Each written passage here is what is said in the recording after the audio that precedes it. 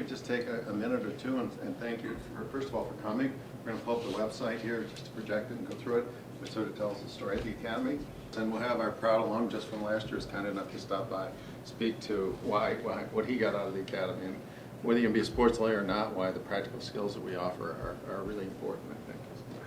Well, for me, it was definitely a clicking moment in law school. I took it after my 1L year, and everything I've learned about writing, I mean, to be honest with you, have not gotten anything but an A or an A- in all my classes 2L years so far. So, wow. You know, kudos to professor and the program. It's great. And then all the experiences that you get to have, plus the in-class discussions, I mean, just so valuable. It turned me into a better student across the board. Wow, big political announcement. Thank you. That was wonderful. The check's at the door.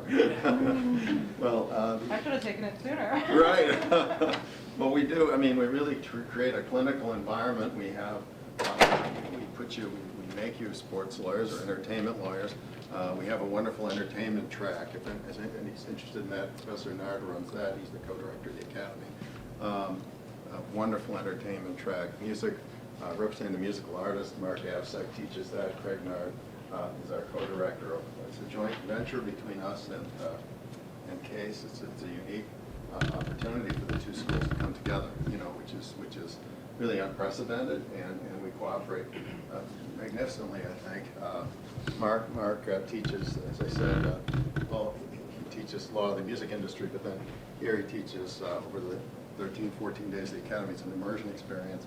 We meet every day, we go through it, we work really, really hard on not so hypothetical matters. Like in Mark's case, maybe I'll just defer to you guys who maybe tracked it a little more closely than I, but last year in this music course, so you can take, just so you understand, you take the two sports courses, my two sports courses, and then you can take one of the entertainment track courses, either the music or the entertainment. So I'll defer on mine, but the music course was very practical. They did a project for Legal Aid Society, right? The artists.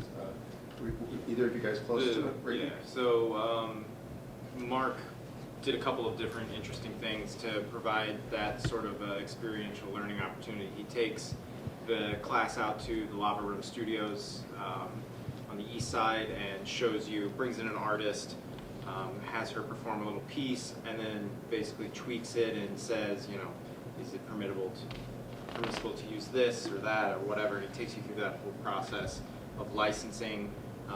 Additionally, he goes through sort of how to represent a musician in general. He's worked with a number of bands. If you take his course, you will become very familiar with those bands and the music that he's been involved with. And then what he did last year was he partnered with Jam for Justice and the Legal Aid Society. They put on the Jam for Justice event at the House of Blues. The students were actually able to secure all of the songs that were included in the mixtape that they sold at the event. So they actually went through the process of securing licenses from the bands, securing the agreements with the bands to perform, and then they hosted the event. Yeah, and let's just go up to Professor Nard. They said he'll teach 1 week of essentially the 3 weeks of the entertainment law course. We'll have he runs the sports law, technology, and the Arts Institute and the Fusion program at Case Western. Very accomplished professor, author, and he will teach the entertainment course along with David Shaw and Ryan Fox. Did you TA that one last year? Yeah. If you could explain how that one works.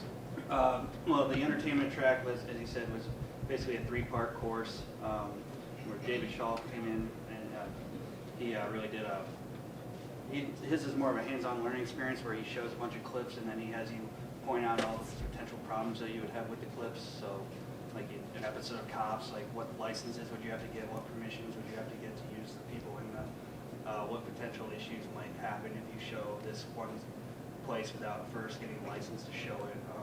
And then Ryan comes in, I think it was Ryan. Was he second? Professor Nard was second.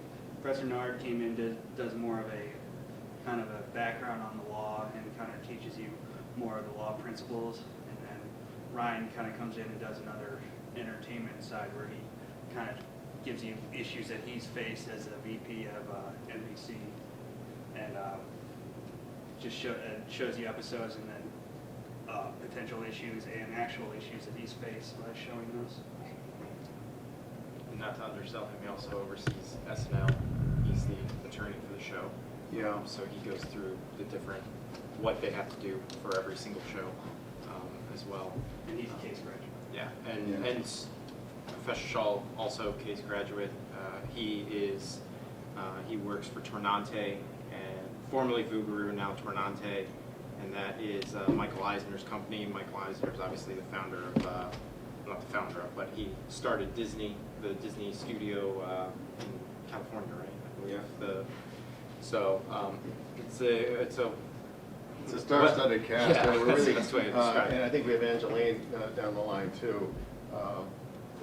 So Mark went to Case Western also law school, or no, I'm sorry, he went to Marshall. Mhm. That's right. Like he was a 4-year person like yourself, 4 or 5-year person. He was working through. Actually found his way into law because he had to fight his way through a copyright infringement case in his music career. I'll save that for him. He loves telling that story. But it's Angeline somewhere here. She's terrific. She co-teaches with Mark. And scroll up. I think there's Shaw. There's Angeline. She's first pianist at Asian Heritage to be awarded the Grammy. She teaches here. Maybe you've taken some of her other courses at CSU as well. And so she helps define how do you represent a musical artist. Works closely with Mark in that regard. And there's Boxe, the VP Business Affairs. And Patty will not be able to join us this year. She's the Executive Vice President of the 49ers. But we have we tape all the classes, so we have many of the best coaches from last year. So those of you interested in those 2 tracks, there you are. There you have Jim Giuliano will help me with the negotiating and drafting course. So this is the second, it's now in its 2nd edition soon. And negotiating and drafting sports venue agreements. Professor Giuliano helps me with that. Jim and I have worked together for many years now in the sports and entertainment law areas. And what we do, and the alums can speak to it, is we create a clinic. You represent the owner of a sports franchise, a sports venue, and we negotiate and draft clauses in various agreements. We start with a lease agreement. We go to a naming rights agreement. We go to a presenting sponsorship agreement. We go to food and beverage, financial services agreements, and we have party counterparty. So you're the owner of the franchise representing the owner of the franchise. Now you're representing the city in a lease agreement. Now you're representing the naming rights agreement, which happens to be Anheuser-Busch, so it's a beer park. And then how much do you pay and how do you draft the clauses? So each time, sort of incrementally, we go through this. We break you up into groups. You actually do the work in class, and then you have a deliverable coming back the other way. And we comment on it and give you, I think it's fair to say, you guys did a lot better as the summer went on. I think the first assignment of the comments was a lot of red ink because we go through them and pretty careful about it. The lease agreement clauses, like, we're building a new Fenway Park. And how should the lease look? And what should the party and the counterparty be negotiating about? No relocation, no move clauses. How long should the lease be? We assume it's municipally funded. It's 30 years worth of bonds that have to be paid off by the tenant, which is the Red Sox. And they flip it around and having the new Fenway or whatever it's going to be called. So they build a new Fenway Park. And we say, all right, now let's have a naming rights agreement with Anheuser-Busch, InBev. And how do you go about negotiating and drafting the key clauses for that naming rights agreement? Then we talk about presenting sponsorship opportunities. That's going to be in the context of Citi Field, and not so new, but the Mets new field. How do you do a presenting sponsorship deal in a major league venue, party, counterparty? I don't know, you were kind enough to pay us that compliment. As you went through each of these modules, you did get a lot better. You really, really did. What was it that you learned about making each clause that you negotiated and drafted tighter and tighter and tighter? It's actually very simple to not be ambiguous. You just spell it out. I think it was the gentleman from the Brooklyn basketball team who was speaking to us online. Right. Telling us, if he wants to be very clear, he will put something in parentheses after that clause to spell out, this means Pepsi, this doesn't mean Coke, whatever it is. And another thing that I learned a lot from negotiation is it's about long-term relationship. It's not about beating somebody down today and taking everything you want. It's a lot more profitable to do good business over the long And we use the ultimate test, and there is a final exam too, take home. We say, all right, here are clauses that we haven't drafted through each of these agreements. And we say, conduct a hypothetical negotiation and deliver a clause, as to your point, says we think this is a fair zone of possible agreement. You know, we conducted this hypothetical negotiation. And then deliver a clause that's fair to both sides. And the operative words that we use throughout that course are, is it deliverable to your client as being execution ready? I think this is the point you're making. Can you hand this to your client and say this clause is ready for you to sign because it's litigation proof? That's the other standard we use, execution ready, litigation proof. Ready to be handed, and the client then says, are there any internal ambiguities? Is there any way somebody could, like the bad person, find a loophole, an ambiguity in this clause or that clause or that clause, and you're vouching for each and every word in each and every clause to say, no, I've looked at it from all sides now, and it's airtight. So to me, that transcends sports law. It's very, as you were kind enough to say, it really is about careful negotiating and drafting, adopting your own negotiating style, understanding when to give, when to, what are your must-haves, what are your nice-to-haves, what are your throwaways. I can come inside out to go to the main terms first, you can do the easy ones, an accession strategy, and then build to the big ones as you go for the jugular right away and try to get the big one yourself. So that's really a fun course. It'll be taught again by Jim and myself, and it'll be the afternoon course. Representing the professional athlete is the core course I first started teaching a number of years now, still at IMG. And this, again, simulates what it is to represent the beginning, middle, and professional athlete's career. So again, it's party, counterparty, party, counterparty. Starts with amateurism, starts with a pre-professional athlete, starts with compliance, NCAA, which is a growing area. We look at how do you represent a pre-professional athlete, how do you keep that athlete compliant, how do you keep the agent, attorney advising the agent, how do you make sure that the agent himself doesn't run afoul or herself of the state laws or the federal laws which exist that now clamp down on a lot of this agent business. So we again then break you up into groups. We do a representation agreement. How do you prepare again an execution ready litigation proof representation agreement when you go to represent Johnny Football? That's in the second edition of the book. Of course, he's been fired now by his agents. Both his agents have fired him. But and then we go through a product endorsement agreement. So now you elevate to the first. What club will this athlete use in playing golf? That's the one we go to golf and tennis more in this book really. We say what kind of tweaking rights should the golfer have in order before he or she commits. I'm still heavily involved in the golf industry, working with a lot of professional golfers, and that's the big one is, what driver will I use? What kind of tweaking rights do I have? What putter will I use? Must I use it? May I use it in my own sole discretion? And we have a negotiation there to see what those clauses look like in terms of, and morals clauses, which is all the rage. I mean, if anybody follows this, Maria Sharapova was just found. Does anybody follow tennis? Maria Sharapova was just found to be in violation of the anti-doping rules. And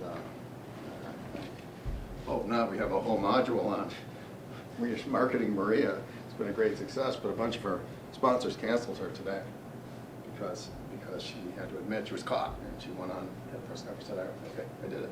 And we'll see, now it'll be adjudicated. So we look at morals clauses. You think about Peyton Manning and all his endorsement deals. Think about the HGH allegations against him that are pending, the University of Tennessee stuff that's pending against him. Are those cancelable events? It depends how his morals clauses are drafted and all his Papa John's commercials. That's what and then we go from the product endorsement to a license agreement. We look at publicity rights. It dovetails what Professor Nard teaches. That would be the intellectual property rights, publicity rights. Michael Jordan cases, the most recent ones. 7th Circuit, 6th Circuit, different rules on protection of the publicity rights of the athlete. Again, representing context of mock litigation. We have essentially a back and forth on Tiger Woods' case against an artist who went all the way to the 6th Circuit, and then we have the Michael Jordan case in the 7th Circuit, which comes out very much the other way in terms of commercializing the use of name, image, likeness rights without paying for it. So we look at that, which is a huge part of representing professional athlete, how do you protect your publicity rights, your name, image, likeness rights, which is what you're licensing, separate and apart from the golf club or the hockey stick or the whatever you might use in performing your trade. Your publicity rights is you then monetize them and endorse other products outside of just that which you use to perform your sport. You need to protect those and diversify them and monetize them to the max. And if somebody else intrudes and takes a category away by taking your publicity rights and attaching it to a grocery store, which happened to Jordan in Chicago, you have to go stop them. And he was successful in the Seventh Circuit. So we look at those kinds of cases. And in this course, so it goes, first session of the afternoon, second session of the afternoon. We have a lot of social events, right? We have a lot of social events. We go to an Indians game, behind the scenes tour of the Indians, go out to Classic Park where the county captains play. We have a class out there, class or two out there in the officers club upstairs. Anybody been to a captain's game ever? Okay, that's what I do. That's what I do on my summer vacation. We own and operate that. Our family LLC owns and operates the captain. So we'll have a class or two out there. We'll do a tour. And a lot of the drafting course book really comes out of my experience with Jim working on the captain's agreements. Where else do we go, Ricky, that are fun places that I leave early so you can have fun? Well, there'll be a couple. There'll probably be one event that's more just social, get to introduce yourselves sort of thing. We usually rotate between Parnell's and Flannery's. We will have a tour of Playhouse for the entertainment students. Again, Mark takes the class out to Lava Room. That's obviously for a class. Those that are interested, if he does Jam for Justice again, they provide tickets for that. Pretty much. And the Indians game. And then for the captains, we'll have both a class and a social event out at Lake County. So, yeah, pretty much. Always a tour of the sports commission. Yes. We also visit the Greater Cleveland Sports Commission. We've toured the convention center in the past. So, I mean, basically what you guys want to try to do, we will do everything we can to provide it. There'll be other trips too with the entertainment and music side too that are open to generally all participants as long as it doesn't conflict with their schedules. Like I know the big one the music class does, they always get a behind the scenes tour of the Rock Hall. It's Chris Harrington, who now works for the Cavs. Quicken Loans Arena was our first executive assistant when we launched this academy program many years ago. So perfect timing. We're just about winding down, Mr. Harrington. So we are taping this for those who couldn't be here, though. Kyle's been kind enough to. So without putting you on the spot, Nick and Ricky and Drew have said how they benefited from these courses. Now you're way into practice. How many years? 4?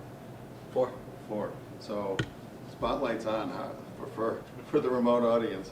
How these courses better? We didn't rehearse those. How these courses helped you in your practice? They have. The negotiating one, I use it every day, every single day. The repping the professional athlete one, the drafting elements, you use it every day, and the general knowledge of the evolution book and the other 2 books come in handy very often. Hey, another paid political announcement. Thank you, Ryan. So it's perfect timing. We're just about at the end, and thanks to Nick for coming. Ricky and Drew, we have taped this for those who couldn't be here, but do you have any questions at all? I'm trying to be as comprehensive as I could. When does the academy start? That would be May 16th. May 16th. It'll be the Monday following finals. Don't waste any time. We go slow the first day. Very slow. And the classes go 3 weeks. The last day is June 3rd. Yeah, so we hope to see you. If you have any questions, let us know. Admissions are open, applications are open. We didn't mention any of the clinical placements Oh following. yes, clinical placements are another big component of it, yeah. So yeah, we'll have some externships. The process for that is, the website currently has a list. It'll probably be updated between now and the beginning of the academy. the first week of classes, we're going to try to sit down with those of you that are interested in getting a placement and try to identify which ones might best suit you. We're bringing a lot of guest speakers throughout the academy. Most of them will be individuals that are likely are going to oversee those externships. So again, you can sort of get a feel for what the everyday experience would be as an extern under them. And then there's an application process. Professor Carfagna and Professor Nard will review those applications and then provide our placement holders with the most deserving students, basically, and then they'll select them. So, and those externships will begin generally the Monday after the academy ends.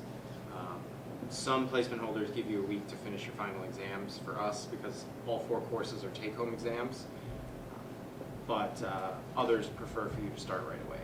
So, and I believe Marshall requires 120 hours, I think, to meet the externship requirement. So I think breaks down like 10 to 15 hours a week over the course of the summer.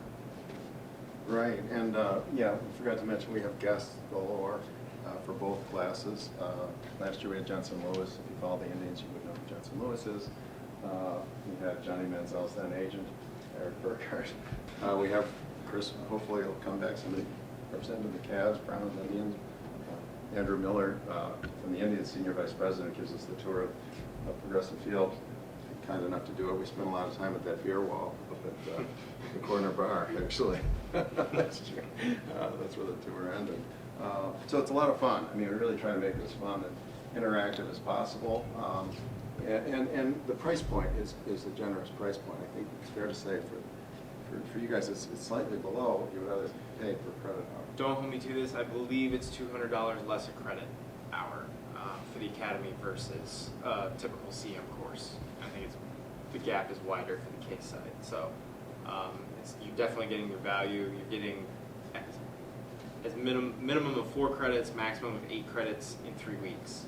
Well, if you do the externship, it'll be a little longer. But it certainly gets students ahead. We had a number of students who just took the February bar exam because they got ahead in their credits because they took the academy after their first year. And I'll also, this wasn't rehearsed, toss in that a lot of the lesson that you learn in terms of drafting and things like that come in very handy on the bar exam. Ricky just took it. So, yeah, it's beneficial, even though it's an elective. I can't recommend it highly enough. Thank you. Checks in the mail. Okay. So, I mean, that's pretty much it, top to bottom. We really would love to have you join us. It's a lot of fun. And you really learn how to be a good, as Nick was saying, a really strong commercial lawyer. As Chris seconded that motion, I mean, it's complicated, commercial, sophisticated deal making and doing. And agents. And agents. If you want to be an agent. And if you want to be an agent. Or a compliance officer. We had a number of people now go into compliance. CSU, John Perry comes. They have a place in their compliance department here. Lake Erie had a compliance department placement. You know, if you want a job to get started in sports and the law, it's a great place to start. You know. Compliance is the college equivalent of ticket sales for the professional teams, basically. It's the gateway into the company. Yeah, yeah, and the captains, we have a placement each year too. So you get to work with me on the next beer deal or whatever. Anyway, that's it from our side. So is there anything else from your side? Nick, thanks so much for being here.